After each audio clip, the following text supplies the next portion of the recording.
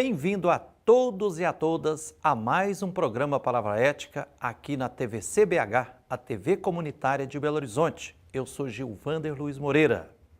Em nome da Comissão Pastoral da Terra, eu, Frei Gilvander, estou integrando uma das 10 comissões do Conselho Nacional dos Direitos Humanos em Brasília.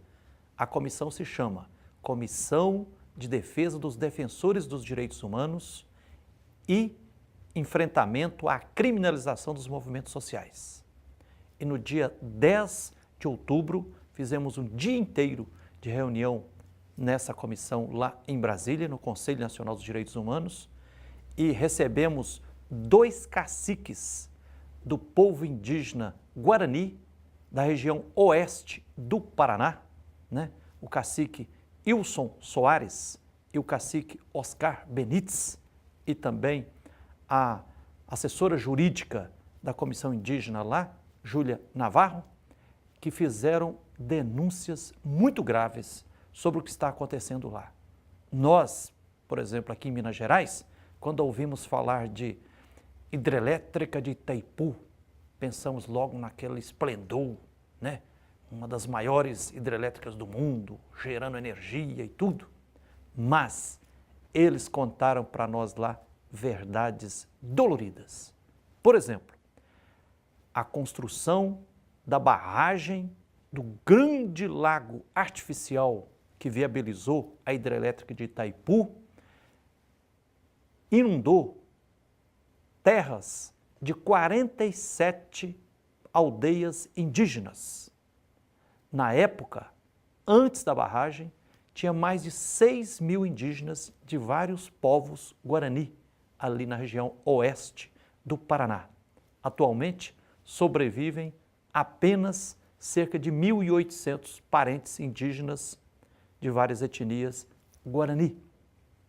E mais, estão sendo lesados, violentados nos seus direitos humanos inscritos nos artigos 231 e 232 da Constituição Federal, que prescreve uma série de direitos indígenas, entre os quais o Estado tem o dever de identificar e demarcar as terras indígenas, está sendo negado a eles.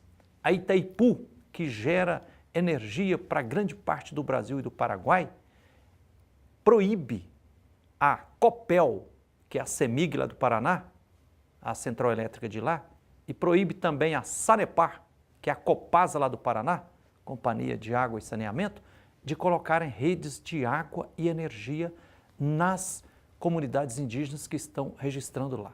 Então, preste atenção na entrevista que eu, Frei Gilvander, gravei com esses 2 caciques guaranis do oeste lá do Paraná, lá em Brasília, no último dia 10 de outubro de 2018.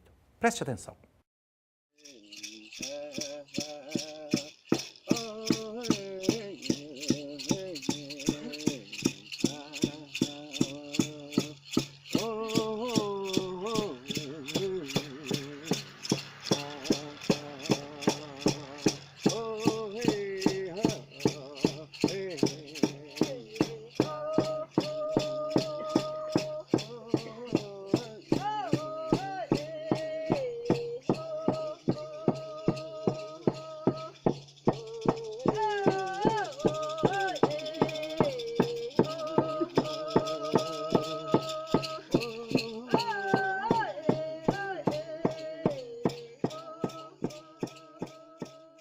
Aqui detrás da Câmara, eu, Frei Gilvander Luiz Moreira, da Comissão Pastoral da Terra, estamos em Brasília, na sede do Conselho Nacional dos Direitos Humanos. Terminamos agora há pouco uma reunião, quase o dia inteiro aqui, de uma das 10 comissões do Conselho Nacional dos Direitos Humanos, a Comissão dos Defensores dos Direitos Humanos Ameaçados de Morte e de Enfrentamento à Criminalização dos Movimentos Sociais. Aqui à nossa frente, Júlia Navarro e 2 caciques. O cacique Ilson Soares e o cacique Oscar Benite. Júlia, começando com você. Vocês vieram lá do oeste do Paraná, lá pertinho da barragem da hidrelétrica de Itaipu, e fizeram uma denúncia muito grave aqui na nossa reunião no Conselho Nacional dos Direitos Humanos. Presente aqui, para quem vai nos acompanhar através de vários sites, inclusive pela TV Comunitária de Belo Horizonte. O que está acontecendo lá na região de Guaíra, no oeste do Paraná, que fez vocês virem aqui fazer denúncia? Bom, eu sou assessora jurídica da Comissão Guarani-Urupá. Faz mais de 2 anos que eu estou acompanhando aí as lideranças Avá-Guarani. Ali na região do oeste do Paraná, especificamente que a gente veio trazer, são algumas denúncias vinculadas a mais de um município. Guaíra, Terra Roxa, Santa Helena e Itaipulândia são regiões que foram diretamente afetadas pela construção da usina de Itaipu, que aconteceu nos anos 70, pouco depois da construção da usina, com alagamento aí de mais de 47 aldeamentos, que até hoje a Itaipu não fez a compensação devida em relação a essas reparações, né? Além de ter cometido uma série de violações de direitos humanos no processo de despejo dessas comunidades, algumas até nem foram avisadas. Além disso, você tem um processo histórico de esbulho que vem desde antes da Itaipu, por empresas colonizadoras, a Mate Laranjeira e outras atuações com a conivência do Estado. Você tinha o próprio órgão indigenista atuando contra os direitos dos indígenas, isso mesmo antes da construção da usina. Então é todo um contexto histórico que faz com que essas regiões no oeste do Paraná agora representem uma grande ameaça à efetividade dos direitos dos povos indígenas, especialmente o direito à terra, que é um direito que é constitucionalmente garantido. E uma dessas ameaças, além de ameaças mais diretas e dos próprios fazendeiros, que têm interesse ali no agronegócio, que é muito forte na região e que é contrária à permanência dos índios, a gente também tem uma série de judicializações, várias ações de reintegração de posse atualmente na região que estão ameaçando... De terras que estão ocupadas pelos indígenas Guarani atualmente, e que eles estão tentando retomar. Exatamente. E essas regiões, as reintegrações não levam em consideração que existem estudos em curso da FUNAI para demarcação dessas terras, porque são ocupações tradicionais Guarani e isso não está sendo levado em conta, né? Até pelo sucapitamento da estrutura da FUNAI hoje, que não consegue dar conta da demanda de trabalho e fazer todos os procedimentos administrativos necessários num tempo adequado. A gente tem uma série de problemas que vêm daí, enfim, num contexto que é de ameaça aos direitos dos povos indígenas hoje na região. Muito obrigado, Júlia Navarra. Cacique Wilson Soares, você fez uma longa e seríssima denúncia aqui no Conselho Nacional dos Direitos Humanos, na Comissão de Defesa dos Direitos Humanos e contra a criminalização dos movimentos sociais. A Itaipu, ela tem, desde a construção da usina, foi a construção da própria usina que nos impactou, um grande impacto social e ambiental, que inundou as nossas terras. A barragem é muito grande, o rio, que era pequeno, a gente atravessava até andando, hoje se tornou um grande lago e deixou o nosso povo sem terra, durante muito tempo lutando pela terra, e hoje o reflexo desse impacto ainda é muito grande. A Júlia dizia que foram 47 aldeias invadidas pelas águas? Sim, de ambas as margens do Rio Paraná. E isso deixou o nosso povo sem terra, hoje lutando para que essas terras sejam demarcadas, que os nossos direitos sejam reconhecidos e que a gente tenha o direito de usufruir dessa terra. Hoje a gente sofre várias violações de direitos. Ele vem da sociedade ao nosso redor, que não aceita a nossa presença em Guaíra, dizendo que nós somos paraguaios, que viemos de outras regiões, e quando a cidade se instalou em Guaíra não existia indígenas, sendo que a gente teve que sair devido à inundação das terras que a gente estava ocupando. E sendo que a Convenção 169 da Organização Internacional do Trabalho, da ONU, diz que os povos tradicionais, entre os quais os indígenas, têm o direito de se autodeclarar como indígenas, assim como os quilombolas têm o direito de se declarar como quilombolas, e o Estado tem que respeitar os direitos. As aldeias lá já são reconhecidas pela FUNAI? Essas aldeias não estão demarcadas. Saiu ontem a delimitação dessa terra, que é a Tecorraguaçu-Guavirá, em Guaíra. Mas a FUNAI já reconhece vocês como índio?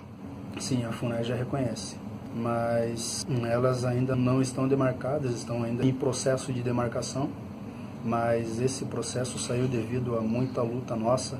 A gente trancou a BR, a gente bloqueou a ponte Ayrton Senna, que é a ponte que faz a travessia do Paraná para o Mato Grosso do Sul e do Brasil para o Paraguai, e a gente teve que chamar muita atenção na nossa região, criando o conflito com os fazendeiros e os comerciantes da cidade, e com isso fazendo com que eles também fizessem manifestação, adesivando carros com um adesivo que dizia campanha Minha Terra Minha Vida, não a demarcação no Paraná e no Mato Grosso do Sul. Criaram até uma entidade lá dos fazendeiros contra os povos indígenas? Chamada ONG-DIP. ONG-DIP é o sigla da Organização Nacional do Direito de Propriedade. E através dessa organização eles têm uma rede de comunicação e qualquer movimento que a gente vai fazer, uma manifestação ou alguma retomada, eles se comunicam muito rápido. Em questão de meia hora eles conseguem reunir de 500 a 600 fazendeiros. Então é uma organização prima irmã da antiga UDR, União Democrática Ruralista, que defende os interesses dos grandes proprietários. É uma organização que foi formada justamente para oprimir o nosso movimento, falando nas rádios que Guaíra ia se tornar terra indígena e assustando os pequenos moradores, dizendo que eles iam ser expulsos de suas casas. E a mídia local publicando todo esse ódio que vem do discurso de políticos, deputados como Hélio Rusch, Padovani, aqueles que foram a Guaíra, que se reuniram com os fazendeiros e justo na mesa de reunião eles colocaram uma faixa que dizia ou o Brasil acaba com a FUNAI ou a FUNAI acaba com o Brasil. E vários comércios fechavam as portas para os Guarani, as escolas fecharam as vagas, os alunos indígenas eram trancados em sala de aula para não sair se misturar com os alunos não indígenas. E toda essa violência causada justo num... Preconceito e discriminação sem fim. Foi na época que iniciou essa campanha de 2012 para 2013, todo mundo ficou desempregado. As empresas... Todo mundo se fala dos parentes indígenas, Guarani. Indígenas. Foi dispensado. Quando uma empresa demite, ela paga 13º, salário e essas coisas, mas eles foram todos abandonados, foram jogados na rua, sem receber direitos trabalhistas nenhum. Essa campanha trouxe uma extrema miséria para os Guarani e até hoje ninguém dá emprego para indígenas. E hoje o que mantém os Guaranis nas aldeias são a cesta básica, que é distribuída pela FUNAI, e o município também fornece uma cesta básica que começou esse ano através de uma ordem judicial. E fora isso a gente tem enfrentado também outras violências. Houve uma morte por atropelamento e muitas outras várias tentativas de atropelamento. Houve o sequestro de uma indígena que era estagiária da FUNAI. Eles sequestraram ela, foram passear de carro, sabe Deus por onde, passando a mão nela, dirigindo ameaças para as lideranças e dizendo que a demarcação não ia acontecer porque eles não iam deixar. E dizendo que a FUNAI ia ter que sair de Guaíra ou então eles iam arrancar com as próprias mãos.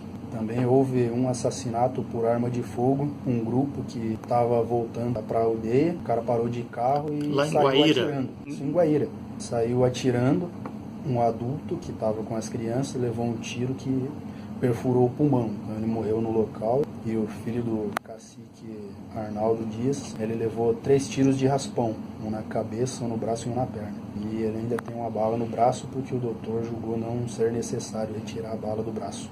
E a polícia prendeu? A polícia Esses não assassinos estão respondendo processo ou não? Não estão respondendo o processo porque eles saíram e foram para o Paraguai. Toda essa violência é um reflexo da construção da usina de Itaipu, que deixou a gente sem terra e hoje a gente está lutando para a gente recuperar parte das nossas terras e também fortalecer a nossa cultura, que infelizmente está sendo enfraquecida. Nós sabemos que nós, enquanto um povo indígena, se a gente perder a nossa terra e a nossa cultura e a nossa língua, nós vamos ser um povo morto. E a gente está lutando para dar continuidade à nossa existência e para dar continuidade aos nossos conhecimentos tradicionais, que isso vem sendo impedido pela sociedade, porque tudo aquilo que a gente tinha de mata, de floresta, hoje se tornou um grande campo de soja, monocultura de soja. Então é por isso que a gente está lutando para a gente recuperar a parte das nossas terras e fortalecer a nossa cultura. Cacique Wilson, antes da construção da barragem da hidrelétrica de Itaipu, lá no oeste do Paraná, com o Paraguai, qual era a população indígena Guarani lá? Quantos parentes, quantas famílias e atualmente? Quantos que estão resistindo? Só em Guaíra tinha em torno de umas 6.000 pessoas guaranis. Mas contando tudo, desde Cidade Real até Ocoí, nas margens do rio Paraná, era tudo habitado pelos guaranis. Partes dessas terras que foram inundadas eram todas ocupadas por guaranis. Então a gente não sabe dizer o número exato, mas rio abaixo e rio acima também existiam guaranis. E atualmente nessas ocupações não existem mais, porque foram inundadas. Então a gente tem Guaíra e Terra Roxa. Em Guaíra a gente está com uma população de 1.600 no máximo de pessoas. Em Terra Roxa, mais uma população de mais ou menos umas 1.000 pessoas. Vamos a um pequeno intervalo e voltaremos já já para continuar socializando com você aqui a entrevista que eu fiz com 2 caciques dos povos indígenas Guarani, lá do oeste do Paraná. Espere aí e voltaremos já já.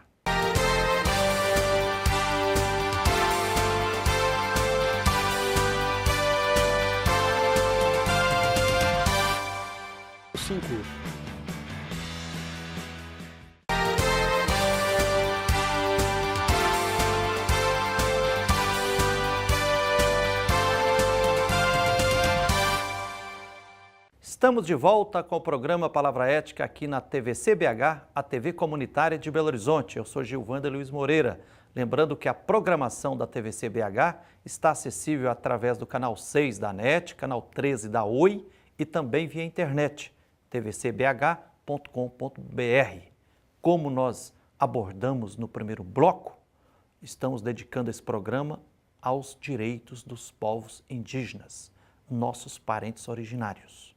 E aí, quero convidar você para continuar assistindo a entrevista que eu gravei com 2 caciques dos povos indígenas Guarani, lá da região oeste do Paraná. O cacique Wilson Soares e o cacique Oscar Benites e também a assessora jurídica Júlia Navarro, que estão denunciando a série de violações aos direitos humanos fundamentais que a grande empresa hidrelétrica e barragem de Itaipu e pessoal do latifúndio lá da região estão fazendo de forma injusta, de forma repugnável. Feliz quem ouve os clamores e que compreende, respeita e admira a beleza da cultura, da espiritualidade, do jeito de viver e de conviver que os nossos parentes povos indígenas têm. Preste atenção na continuidade da entrevista que eu fiz com os 2 caciques no último dia 10 de outubro de 2018, em Brasília. Meu irmão, cacique Oscar, o que precisa acrescentar que vocês denunciaram aqui na reunião, numa das comissões do Conselho Nacional dos Direitos Humanos? Agradeço pela atenção da Comissão Nacional de Direitos Humanos, porque pelo menos ele considera ao povo indígena como humano, né? Porque nossa região já, o colono, o pessoal de Itaipu já não considera mais como humano. E por isso que eu acho que seria melhor o Itaipu reconhecer a existência do povo indígena Ava-Guarani, dessa região, principalmente de Ocoí, Itaipulândia, Santa Helena e o Terra Roxa e Guaíra. Porque o problema principal é Itaipu está contra os indígenas. Então, eu quero que funcione a Constituição Federal. Respeite a Constituição. 231 tem também 232. Os artigos 231 e 232. Sim. Que garante os direitos indígenas. Isso, porque pela Constituição Federal a gente tem direito de terra, de cultura, de educação, mas e nós ficamos sem terra, o que a gente podia fazer? Não tem nada de educação, saúde e cultura também. E por isso que eu e a cacique Wilson aqui estamos reclamando pelo nosso direito. E dever do governo também, porque ele tem que cumprir o FUNAI e o Itaipu. Itaipu tem dívida com o povo Ava-Guarani. Da minha parte, acho que os 3 artigos falta de cumprir. 231, 232 e o 69. Da Convenção 69 da OIT da ONU. Cumprir só esses 3 artigos basta. Acho que seria melhor. E agradeço a todas as entidades para ajudar o povo Ava-Guarani. E eu acho que seria importante também acrescentar que a Itaipu não só cometeu aquela violência lá no passado, mas também ela continua cometendo hoje. Que nem agora na aldeia do próprio Oscar, que fica em Itaipulândia, mais a Curva Guarani, são as aldeias que hoje estão com reintegração de posse em aberto pedido pela Itaipu. A Itaipu está pedindo reintegração de posse dessas áreas. E em Guaíra tem 2 aldeias que elas não são estruturadas com energia elétrica porque a Itaipu não deixa. A Itaipu pediu a reintegração de posse da área que é a Tecoamirim, em Guaíra, e o procurador propôs que procurador da Itaipu Não, o procurador do Ministério Público Federal. Ele propôs a Itaipu que os Guarani poderiam ser retirados dali, mas eles teriam que ser realocados. E com isso, através de um convênio com a Prefeitura de Guaíra, a Itaipu tirou os Guaranis da mata e mudou eles para a margem da mata, numa área de 2 hectares para 20 famílias. E colocou casinha de alvenaria, colocou poço artesiano, mas o poço artesiano, a cada 2 ou 3 meses ele dá problema e eles demoram 60 a 90 dias para eles arrumarem. E ameaça fechar aquela área de mata com uma cerca de ferro de 3 metros de altura. E caso eles façam isso, de onde vai ser retirado o remédio do mato? De onde vai ser trazido a água para abastecer a comunidade quando a bomba estiver estragada? Eu acho que isso é uma coisa que eles cometeram violência no passado e continuam cometendo até agora, porque não bastava eles destruir basicamente 2 pontos tradicionais e culturais dos Guarani. Quais os pontos? Um dos pontos se chama Tuar, que é as 7 quedas, que fica em frente à Guaíra, foi tudo submerso. E o outro ponto fica embaixo da represa, que se chamava Itaiputé. Então, são 2 pontos tradicionais, 2 pontos sagrados para os Guarani, que ficaram submersos pela ganância desses empresários. Caciques Wilson e Oscar, inclusive vocês estão me fazendo recordar a Itaipu, ao construir essa mega barragem, essa mega hidrelétrica, uma das fontes de nascimento do movimento dos trabalhadores rurais sem terra, que os atingidos pela barragem, inclusive vocês e milhares de parentes indígenas, tiveram que lutar por terra. E muita gente então que pensa que Itaipu é só beleza e só gera energia, está enganado então. E isso que você está falando aí, veja que ironia e que coisa dramática, injusta. Itaipu gera energia e proíbe a Copel, que é a Companhia Energética do Estado do Paraná, a instalar energia e água nas comunidades indígenas, é isso? Isso. Quer dizer, pode mandar energia para fora, para o Brasil inteiro e para o Paraguai, mas para os povos indígenas ali que foram violentados nos seus direitos, tem que ficar sem energia e sem água. Isso. Injustiça. Júlia, quais são as organizações, os movimentos, a rede de apoio que está somando força lá com os nossos parentes, os povos Guarani? É uma questão na região porque os ruralistas se organizam muito rápido e eles são muito numerosos, uma grande influência na região, que é difícil de ser combatida. Atualmente a gente tem a Comissão Guarani-Urupá, que é a comissão que organiza e representa todos os povos Avá, Inhandê, Imbiá, Guarani, do sul e sudeste do país. Está atualmente presente na região há alguns anos. A gente tem relações com as universidades locais, então a UNILA é um grande parceiro atualmente. A gente também tem interlocução com o Conselho Indigenista Missionário. CIMI. Sim, o CIMI tem uma atuação de base muito importante na região, de extrema relevância para tocar essas pautas aí para os órgãos públicos, como a FUNAI e o MPF, que também seriam parceiros. O Ministério Público Federal e a Fundação Nacional do Índio. A Fundação Nacional do Índio tem coordenações técnicas locais, uma em Guaíra, que está atendendo atualmente todas essas aldeias aí. Inclusive, são apenas 2 servidores que atendem mais de 4 municípios. Só em Guaíra e Terra Roxa a gente tem 14 tecorrás, aldeias, e mais 7 ali para baixo na região que o Oscar mora. É muita demanda para pouca gente atuando na região. Desculpa, quantas aldeias? São 14 em Guaíra e Terra Roxa e 7 em Itaipulândia e Santa Helena. E a Defensoria Pública da União? A Defensoria Pública da União está fazendo um papel muito importante agora também. A defensora Carolina é a defensora que está atuando na primeira instância das ações, então ela está fazendo a defesa direta das comunidades nessas ações de reintegração de posse, e é uma grande parceira aí nessa articulação. Além disso, temos aí novos parceiros que a gente está angariando, o CPT, enfim, acho que todo mundo aqui do Conselho Nacional de Direitos Humanos, a gente está buscando apoio. Quem está vendo o vídeo também. Que beleza. Quem quiser divulgar, conhecer e se somar na luta, é bem-vindo, não é? Será muito bem-vindo. O Centro de Trabalho Indigenista é um grande apoiador ali na região. Eu, inclusive, tive o contato por meio do Centro de Trabalho Indigenista e comecei a assessorar a comissão por meio dessa instituição. Caciques Wilson Soares, Oscar Benites e os parentes indígenas lá estão determinados a não aceitar mais nenhum preconceito, nenhuma discriminação E a luta pela terra vai seguir? Sim, a gente vamos continuar. Dessa aí a gente não vai parar. Parabéns pela luta, viu? Que Tupã, o grande espírito e todos os nossos ancestrais nos guiem e nos inspirem nessa luta. Que nós, Guarani, sempre temos dito que a luta vai continuar até o último índio. E nós, principalmente nós que estamos na região, a gente vai lutar enquanto as forças existirem.